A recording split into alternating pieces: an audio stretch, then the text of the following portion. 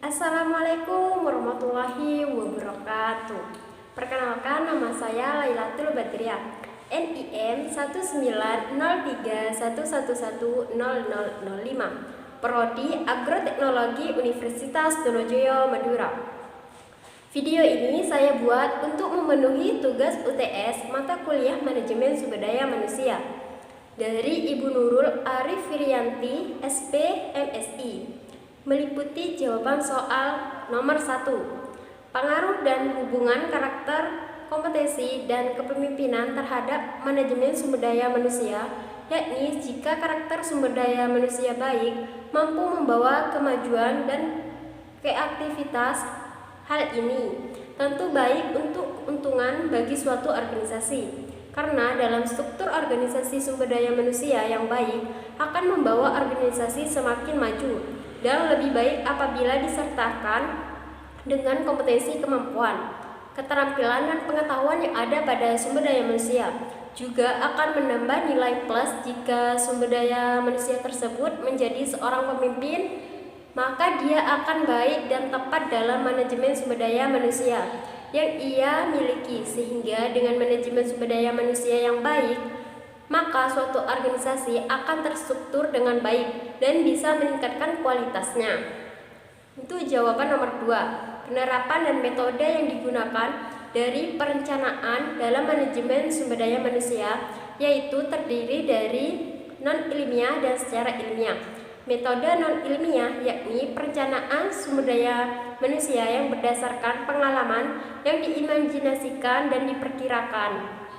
Metode ini biasanya risikonya cukup besar dengan melihat dan pengalaman diri sendiri, orang lain maupun perusahaan lain, dan juga bisa mengakibatkan kerugian untuk perusahaan atau organisasi. Sedangkan pada metode ilmiah perancangan berdasarkan hasil analisis gabungan dari data, informasi, peramalan yang sudah ada dasarnya. Jika penggunaan metode ilmiah, risikonya relatif lebih kecil karena sudah diperkirakan atau dipersiapkan dan diperhitungkan secara mendetail. Dasar untuk menggunakan metode ini yakni informasi dan data yang secara sekunder atau primer bisa dilihat pada masa lalunya. Penerapan dan metode yang digunakan dari desain pekerjaan dalam manajemen sumber daya manusia yaitu terdapat 3 metode, yaitu yang pertama rotasi pekerja, yang kedua perluasan pekerja, dan ketiga perkayaan pekerja. Suatu organisasi tidak harus menggunakan ketiga metode desain pekerjaan secara bersamaan, tergantung pada kondisi organisasi tersebut. Sedangkan penerapan dan metode yang digunakan dari analisis jabatan dalam manajemen sumber daya manusia yaitu untuk meningkatkan produktivitas organisasi. Ada 3 metode. Yang pertama, metode kombinasi analisis jabatan, yang merupakan penggabungan pendapatan yang berorientasi pada tugas dan yang berorientasi pada pekerja. Metode ini berasal dari metode analisis jabatan fungsional.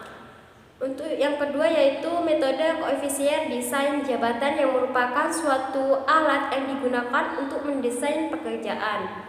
Metode ini disusun dari item-item yang didesain untuk mengukur atau menilai prinsip-prinsip desain pekerjaan, motivasi, dan mekanistik. 3. Metode koefisien kesesuaian jabatan yang dipakai dalam pengembangan instrumen seleksi pegawai. Tidak seperti metode analisis jabatan lainnya, metode ini memperoleh informasi pada seluruh aspek pekerjaan yang diperkirakan berkaitan dengan kinerja pegawai, absen, penggantian, dan kepuasan dalam pekerjaan. Jawaban untuk nomor 3A yaitu tujuan rekrutmen, yakni menyediakan sekumpulan calon tenaga kerja yang memenuhi syarat agar konsisten dengan strategi, wawasan, dan nilai perusahaan untuk membantu mengurangi karyawan berhenti bekerja yang belum lama, untuk mengkoordinasikan upaya perekrutan dengan program seleksi dan pelatihan, untuk memenuhi tanggung jawab perusahaan dan dalam upaya menciptakan kesepakatan kerja.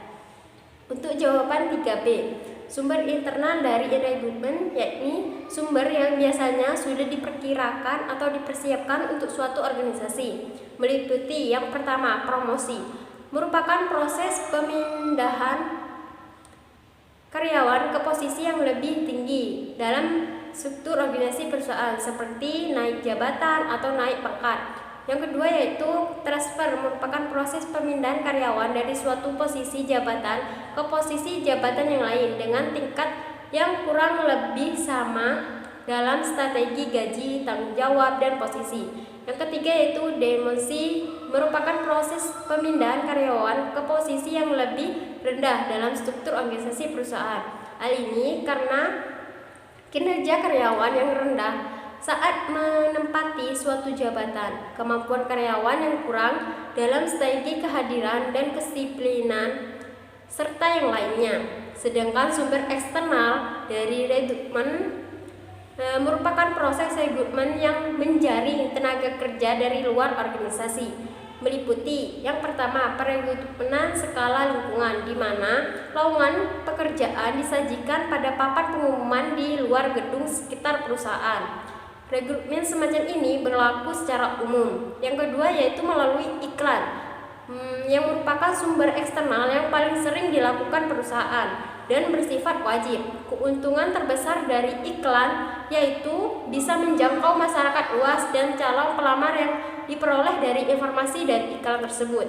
Yang ketiga yaitu pertukaran tenaga kerja, ada yang biasanya dijalankan oleh perusahaan maupun yang dilakukan atas kerjasama antar perusahaan. Namun biasanya cara ini terjadi pada instansi pemerintah.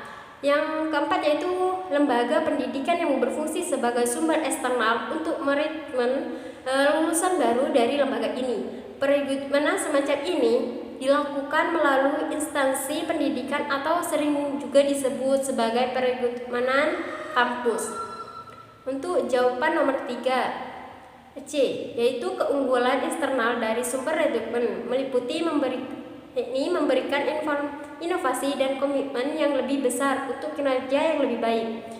Yang kedua, memberikan kesempatan promosi yang lebih besar bagi pegawai. Yang ketiga, meningkatkan moral kerja pegawai dan loyalitas organisasional.